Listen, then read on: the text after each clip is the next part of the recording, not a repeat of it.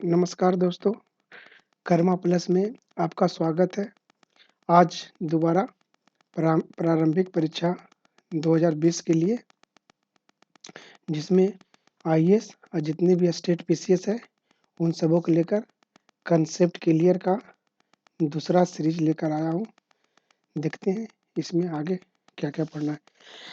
इसमें दोस्तों आज हम लोग पढ़ेंगे इंटेलेक्चुअल प्रॉपर्टी राइट, जिसको हम लोग बोलते हैं आईपीआर या बौद्धिक संपदा अधिकार।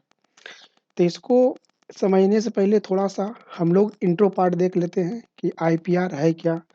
एक्चुअली दोस्तों आईपीआर ये होता है कि किसी भी देश के विकास के लिए नवाचार का जो एक मेन बेस होता है, जिससे उस देश का विकास का आधार होता है। इसमें ये समझना होता है दोस्तों कि जो भी इनोवेशन कर रहा है या जो भी नवाचार कर रहा है, उसको प्रोत्साहित करना ताकि वो जो वाणिज्यिक अधिकारों को संरक्षण पा सके। वाणिज्यिक अधिकारों को संरक्षण का मतलब ये होता है कि कोई भी इनोवेशन किया है, कोई भी चीज़ को वो बनाया है, तो उसका प्रॉपर उसको अधिकार मिलना चाहिए। इन सब चीज़ों को लेकर ये आईपीआर के अंतर्गत आता है।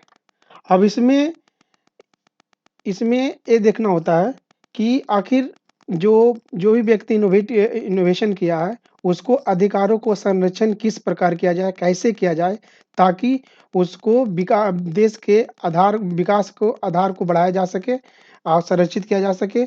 इन सब बातों को लेकर आईपीआर, जिसको इंटेलेक्चुअल प्रॉपर्टी राइट कहते हैं, उसको देखा जाता है। इसमें एक चीज़ होता है कि क्रिएशन डिस्ट्रैक्शन। तो क्रिएशन डिस्ट्रैक्शन क्या है, इसको हम लोग समझते हैं। इसके पीछे मेन फिलॉसफी है कि मान लो कि पहले क्या हुआ कि हम लोग ओल्ड फ़ोन को यूज़ करते थे। अब उसको रिप्लेस करके क्या आ गया, स्मार्टफ़ोन। तब देखना एक शब्द आता है क्रिएशन, एक होता है डिस्ट्रैक्शन। मतलब एक तो रचना हुआ, एक विध्वंस हुआ। मतलब एक बनाया और एक खत्म कर दिया गया। तो इसके पीछे फिलॉसफी ये था कि पहले तो हम लोग जनरली ओल्ड फ़ोन यूज़ करते थे, तो उसको हटाकर स्मार्टफ़ोन आ गया। तो क्या इसका क्रिएशन हुआ ना? हो गया क्रिएशन। ओल्ड फ़ोन का क्या होगा? डिस्ट्रैक्शन। इसी तरह क्या हो गया, ब्लैक एंड व्हाइट टीवी। पहले black and white general TV हम लोग देखते थे। अब उसके पास आ गया कलर टीवी, जिसमें प्लाज़्मा, एलसीडी, एलईडी, इंटरनेट से बहुत सारे टीवी कनेक्ट होता है। तो पहले वाली क्या हुआ, जो ब्लैक एंड व्हाइट था, उसको क्या खत्म कर दी गई और एक नया कंस्ट्रक्शन किया गया, क्रिएट किया गया, ये प्लाज़्मा। इसके पीछे मेन फिलॉसफी ये था कि नवाचार को विकास किया जाए और उसको किस अधिकार को संरक्षण किया जाए। मान लो जो जो टेलीफ़ोन यूज़ किया, बनाया, उसको लिए तो उसको जो पेटेंट किया, कॉपीराइट किया, उसको तो अधिकार मिलना चाहिए, ठीक है? ताकि उसको और आगे अब मान लो कि ये टेलीफ़ोन है, फिर स्मार्टफ़ोन बनाया। अब इस ट्रांज़िशन एज से आने के लिए बहुत सारे प्रोसेस से गुज़रना होता है। तो टीवी का है, जैसे पहले ब्लैक एंड व्हाइट था, इस प्रोसेस के लिए बहुत सा आर-एन-डी होता है, बहुत सारा कॉस्ट होता है, बहुत सारा ख खर्चे होते हैं, बहुत सारा रिसर्च होता है, बहुत सारा लेबर होता है, बहुत बहुत सारे इसमें से खर्चा होता है, ताकि जो इसको बनाने में खर्चा कर रहा है, जो ये कर रहा है, उसको ए लार्ज नंबर पे उसको प्रोत्साहित की, ताकि जो प्रोडक्शन किया है, जो इनोवेशन किया है, उसको एक प्रोत्साहन मिल सके। इसके बाद हम लोग देखते हैं आगे। अब इसमें देखिए एक्चुअली जो आईपीआर है, ये डब्ल्यूटीओ के ट्रिप्स के अंतर्गत आता है, ठीक है ना? ट्रिप्स ट्रिप्स क्या है? Trade related intellectual property right. ये एक्चुअली डब्ल्यूटीओ के समझौता हुआ था, उसी के अंतर्गत ट्रिप्स शब्द निकला है। अब इसको समझने के लिए हम लोग समझते हैं कि जो दुनिया की सबसे बड़ी आईपीआर व्यवस्था करती है ट्रिप्स के अंतर्गत। इसके अंतर्गत ये होता है कि जो भी मतलब डब्ल्यूटीओ का मेंबर होगा, ठीक है ना? वो यदि इसमें पार्टिसिपेशन किया है, तो उसको ट्रिप्स के अंतर्गत जो प्रावधान किया गया, जो भी समझौता की गई, उसको मिलेगा। अब इसमें एक क्वेश्चन होता है, क्या भारत इसका सदस्य है? तो बिल्कुल भारत इसका सदस्य है। ये 1994 में इसकी स्थापना की गई थी। तब इसमें यहाँ एमसीक्यू बनेगा, मान लो बना देगा, क्या भारत इसका सदस्य है? तो बिल्कुल सदस्य है। ये कि इसकी स्थापना की 94 में। अब इसको ट्रिप्स के अंतर्गत आईपीआर को सुरक्षित करता है। तो इस जो ट्रिप्स है, डब्ल्यूटीओ के अंतर्गत 7 मेथड को जनरली ये प्रयोग करता है। अब देखते हैं।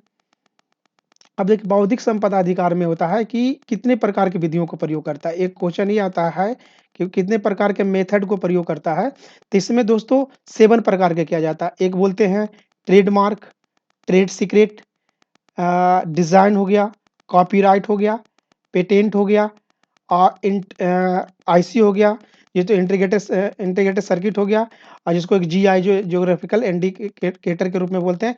ये सब बौद्धिक संपदा अधिकार के 7 मेथड को प्रयोग करता है, जो कि डब्ल्यूटीओ के आईपीआर के अंतर्गत ये प्रोविजन किया गया है। अब हम लोग क्या करते हैं कि बारीकी से ट्रेडमार्क क्या है, ट्रेड सीक्रेट क्या है, ये सब को हम लोग देखते हैं। चलिए आगे देखते हैं। अब इसमें होता है, पहला हम लोग देखते हैं ट्रेडमार्क। आगे ट्रेडमार्क क्या है? तो ट्रेडमार्क को समझने से पहले चूंकि इसमें एक मार्क होता है, ठीक है ना, जो व्यावसायिक पहचान को किसी भी कोई भी फॉर्म करता है। अब इसे मान लो कि मेरा एक है, एक कर्मा प्लस है। तो Karma plus it is the मतलब ये जो सिंबल है ये ट्रेडमार्क का है, ठीक है। अब इसको क्या होगा कि मान लो हमने चलाया ये, अब इसको हमने कॉपीराइट के ट्रेडमार्क के लिए रजिस्टर करना होता है, तो वहाँ एक एक प्रोसेस मिलता है। उसके तहत बात, अब इसको मेरा कोई यूज़ नहीं कर सकता, चूँकि मैं इस पे मेरा अधिकार है। क्यों? चूँकि हमको इसमें क्रिएशन किया, इसमें बहुत सारा लोगो बनाया, चाहे जो भी मेरा इसमें इन्वेस्टमेंट हुआ, आउटपुट हुआ, मेहनत हुआ, कॉस्ट लगा, इसी को बोलते हैं हम लोग ट्रेडमार्क। जैसे नाइकी आप देखते होंगे, तो नाइकी का देखते हो एक इस तरह का सिंबल होता है, तो उसका एक ट्रेडमार्क हो गया। तो ये होता है, इसमें देखा जाता है आकृति देखा जाता है, नेम देखा जाता है, लेटर देखा जाता है। ये 3 चीज़ों के मेनली रूप से ट्रेडमार्क में न न पेन डाउन किया जाता है। तो ये मेजर हो गया। इसमें जो ये होता है, इसको जो होता है मेनली 10 ईयर 10 साल के लिए जारी की जाती है इसका रजिस्ट्रेशन। मान लो कि अब जो भी रजिस्ट्रेशन करवाया, जैसे हमने रजिस्ट्रेशन किया, तो 10 साल तक के लिए वैलिड रहेगा। 10 साल के अंदर कोई भी एक्स पर्सन विदाउट मेरे परमिशन के लिए यदि कोई यूज़ करता है, तो वो कहीं न कहीं मेरा ट्रेडमार्क का उल्लंघन है। उस पे जो भी होता है इसके अंतर्गत उल्लंघन माना जाता है। ठीक है ना? मगर इसमें एक ध्यान रखने वाली बात है कि यदि कोई भी ट्रेडमार्क लिया है, तो इसको रिन्यूएबल होगा, ठीक है ना? इसमें रिन्यूएबल किया जा सकता है, तो ये एक चीज़ होता है। चलिए इसका अगला देखते हैं। अगला है कॉपीराइट। तो कॉपीराइट को समझने के लिए इसका 3 मेथड को प्रयोग किया जाता है। एक तो साहित्य बोलते हैं जिसको लिटरेचर बोलते हैं, एक कला जिसको आर्ट बोलते हैं, एक संगीत बोलते हैं। अब मान ली कोई लिटरेचर है, कोई नोवेल लिखा, कोई किताब लिख रहा है, कुछ भी कर रहा है, तो उसको कॉपीराइट के अंतर्गत दिया जाता है। अब मान लीजिए कोई आर्ट है, कोई संगीत बनाया, जिस तरह कोई संगीत फ़िल्मों बनता है, वो संगीत बनता है, उसको कॉपीराइट के अंतर्गत है। यदि उसके बिना परमिशन के आप जनरली यूज़ आप नहीं कर सकते हो, बिल्कुल नहीं कर सकते। यदि करोगे तो कहीं न कहीं उसका कॉपीराइट का आपको उल्लंघन किया जाता है, उल्लंघन माना जाता है। ठीक है? इसमें एक चीज़ ध्यान देने वाली बात है, अब एक क्वेश्चन होता है कि जो सॉफ्टवेयर हम लोग यूज़ करते हैं, जैसे मान लो कि वर्ड हो गया, एक्सेल हो गया, पावर पॉइंट हो गया, या विंडोज़ 98 हो गया, चाहे विंडो 10 हो गया, ये सब जितना भी प्रोग्राम आता है कंप्यूटर संबंधित जितना भी आएगा, ये भी दोस्तों कॉपीराइट के अंतर्गत आता है। आप इस चीज़ को हमेशा ध्यान रखना, ठीक है ना? और इसमें एक और इम्पोर्टेंट फैक्ट बनता है एमसीक्यू के लिए कि 50 सालों तक इसको दिया जाता है, ठीक है? ये सब चीज़ है। एक तो पहला क्या हो गया, एक कंप्यूटर प्रोग्राम जितने भी हो गया, ये कॉपीराइट के अंतर्गत आएगा, और इसको अब एक 50 सालों के लिए हो जाता है। अब एक क्वेश्चन होता है कि आखिर इसको क्यों सुरक्षा दिया जाता है? ताकि वो नवाचार को बढ़ावा दे, उसको ताकि वो बात के प्रोत्साहित हो, और देश की प्रगति के लिए, देश के आर्थिक प्रगति के लिए, डेवलपमेंट के लिए प्रोत्साहन देगा। इस वजह से कॉपीराइट का प्रोविज़न लिया गया है। अब आगे देखते हैं। अब एक आता है ट्रेड सीक्रेट। ट्रेड सीक्रेट समझने से पहले हमको ये समझना होगा कि एक एक होता है अप्रकटित सूचना। अप्रकटित सूचना का मतलब हुआ कि अनडिस्क्लोज इन्फॉर्मेशन। अनडिस्क्लोज इन्फॉर्मेशन, जिसे मान लो कि आप कोको कोला बनाए हो, कोको कोला है, चाहे पेप्सी है, चाहे कोई भी, तो कुछ ऐसा इंग्रेडिएंट रहता है उसमें जो कि आपको किसी को बताया नहीं जाता, बहुत सिक्योर रहता है। क्यों? ताकि कोई इसका जो बनाया, कोको कोला जो बनाया कंपनी, ताकि उसका कोई मिसयूज ना कर पाए, और उसका जो बनाया गया उसमें जो लागत कॉस्ट मिला है, उसको उपयोग किया जा सके, ठीक है ना? आपको केमिकल फ़ॉर्मूला जो ये बताएँ आपको। अब एक होता है फ़ॉर्मूला, कोई भी फ़ॉर्मूला हो, उसको लेकर किया जाता है। अब ग्राहकों का सूची जैसे मान लो कि फ़ेसबुक है, जियो है, आधार है, ये सब की चीज़ों को है ना जो कि जैसे जियो है, तो जियो को लेकर हो गया, एयरटेल हो गया, तो ये सूचना किसी को बिना ये नहीं किसी को नहीं दिया जा सकता है। ये बोलते हैं ट्रेड सीक्रेट में। ऐसा क्यों किया? ताकि व्यक्ति का अथवा किसी व्यवसाय संस्था को नुकसान का सामना नहीं करना पड़े, इस वजह से इसको ये किया गया है। अब देखते हैं आगे दोस्तों, आगे क्या है? आगे है डिज़ाइन। त डिज़ाइन इसमें जनरली देखा जाए तो इसके अंतर्गत औद्योगिक वस्तुओं को का जो डिज़ाइन है ना, उसको सुरक्षित किया जाता है। अब औद्योगिक वस्तुएँ हैं, उसको उसको सुरक्षित किया जाता ताकि प्रोटेक्ट किया जाता है, ताकि ताकि वो अच्छे से अपना व्यवसाय को आगे बढ़ाया जा सके। अब इसमें आता है समायोजन। रंग समायोजन को लिया जाता है, इसको जनरली दोस्तों 10 सालों के लिए दिया जाता है, ठीक है ना? रजिस्ट्रेशन इसका 10 सालों के लिए होता है। ये भी होता है ट्रिप्स के अंतर्गत होता है जो डब्ल्यूटीओ का होता है। अब आगे देखते हैं इसका क्या है? अब ए अब आगे है एक अब इसको समझने के पहले एक यहाँ शब्द आया था ट्रिप्स के अंतर्गत डब्ल्यूटीओ होता है, तो यहाँ बताए ही थे कि ये हो गया डब्ल्यूटीओ ये ट्रिप्स है, तो इसी का प्रोविज़न तो आईपीआर के अंतर्गत आता है, इसमें 7 मेथड का प्रयोग किया जाता है, तो उसी के अंतर्गत ये आता है। अब आगे देखते हैं हम लोग, जो कि बता ही चुके हैं 7 प्रकार का होता है। अब आगे देखते हैं आईसी। अब आईसी क्या होता है दोस्त? जैसे जैसे मान लीजिए कि आप पहले ट्रांजिस्टर यूज़ करते हैं, जिसे रेडियो बोलते हैं, तो उसमें छोटे-छोटे ऐसी लगाता है, कंप्यूटर के चिप आप देखे होंगे, चाहे कोई भी चिप हो, तो उसमें छोटे-छोटे आईसी लगा हुआ होता है, ठीक है ना? तो उसको उसको सिक्योर करने के लिए उसको बनाने के लिए, उसको प्रमोट करने के लिए इसमें आईसी का जनरली प्रयोग किया जाता है। जैसे छोटा चिप हो गया, अब नैनो टेक्नोलॉजी पहले कितना कंप्यूटर कितना बड़ा-बड़ा हुआ करता था। अब उसको बहुत बड़ा-बड़ा कि वो बहुत बड़ा-बड़ा हुआ करता था। अब उसको सेलेक्ट करके एक छोटी-सी गज़ेट में प्रस्तुत कर दिया गया। ये नैनो टेक्नोलॉजी का पार्ट है।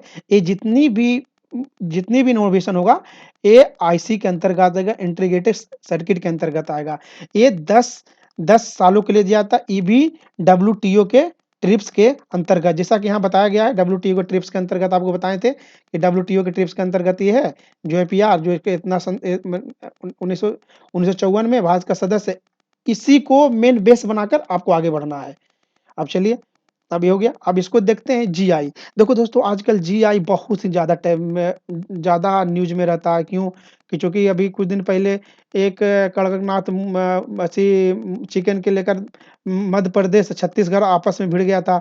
अब दोनों जिलाधिकारी ये बोल रहे थे कि नहीं, ये मतलब कि सीजी का है, कोई कहता है एमपी का था, तो इस वजह से लेकर विवाद में रहता। अब मान लें कुछ दिन पहले एक रसगुल्ला, बंगाल के रसगुल्ला के लेकर उड़ीसा और एक बंगाल सरकार आपस में भिड़ गया था कि नहीं, जब जो बंगाली रसगुल्ला है, जो कि उड़ीसा वाला रसगुल्ला है, जो बोल रहा था बंगाल का है, कोई ये उड़ीसा वाला बोल रहा था मेरा है।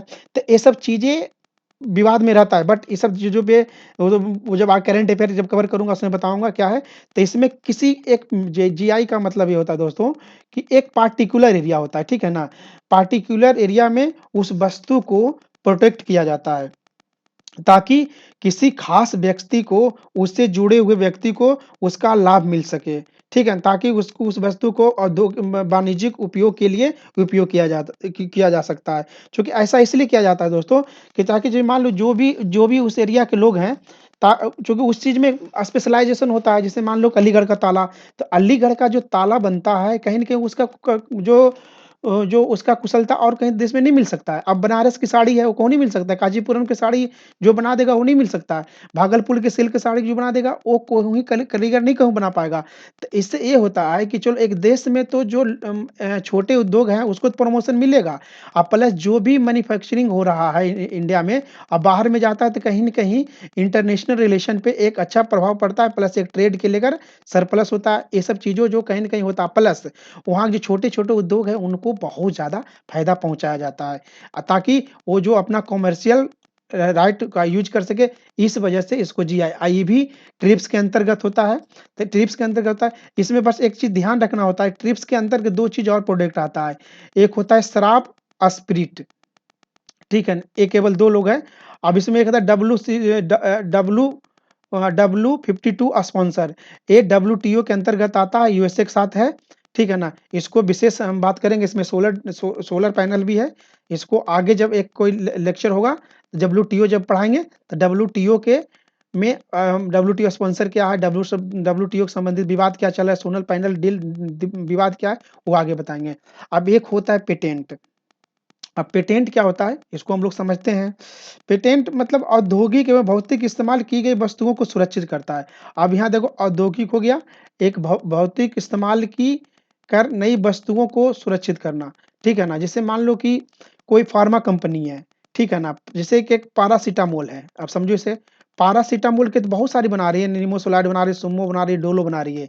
तो कहीं न कहीं ये सब चीज़ें जो कंपनी बनाई है, जो पैरासिटामोल जो पहले बनाई है, उसका तो पेटेंट है ये, ठीक ना? बाकी ये सब जो साल्ट बनाया जा रहा है, निमोसोलाइड हो गया, आपको सुमो हो गया, डोलो हो गया, तो इसका ये साल्ट है। तो जो पहले बनाया है, उसको कहीं न कहीं उसको ये दिया जाता है, क्या बोलते हैं उसको, स्पेशल उसको छूट दी जाती है। अब इसमें कहा था एक सिग्निफिकेंट चेंज। अब सिग्निफिकेंट चेंज क्या होता है, अब कोई समझते हैं। सिग्निफिकेंट होता है ना कि सिग्निफिकेंट चेंज ये होता है कि अपवाद को छोड़कर, सिग्निफिकेंट के अपवाद को छोड़कर पेटेंट उस वस्तु पर पुनः नहीं की जा सकती। उस वस्तु पे मतलब क्या? जैसे कि पैरासिटामोल बनाया, ठीक है ना? तब कोई बना लिया निमोसुलाइड, कोई बना लिया सुमो, तो अब ये बना लिया, तो इसके अंतर्गत इसको नहीं की जा सकती है। अब एक एक हाल में बहुत एक फ़ेमस केस है, नारकोटिक्स जो, ठीक है ना, लाइव से ये अब ये केस कर दिया था कि नहीं, ये जनरली ब्लड कैंसर के लिए बनाया जाता था। तो सुप्रीम कोर्ट में केस चल रहा था, ग्लाइसिब जो बनाया था और ये ब्लड कैंसर के लिए करता है। इसका भी विवाद बहुत ज़्यादा फ़ेमस है पेटेंट के लिए, ठीक है। ये हुआ दोस्तों, और ऐसे वीडियो आते रहेंगे। यदि आपको ये वीडियो पसंद आया हो, तो इसे लाइक करें, शेयर करें, सब्सक्राइब करें, और आपको कोई भी तरह के क्वेरीज़ हो, कोई तरह क्वेश्चन हो, तो आप नीचे कमेंट बॉक्स में पूछ सकते हैं। मैं जान सकते हैं, आपको कोई भी समस्या हो, आपको भी जहाँ कन्फ्यूजन हो, तो हम सबको ज़रूर जवाब देंगे। थैंक यू दोस्तों, धन्यवाद।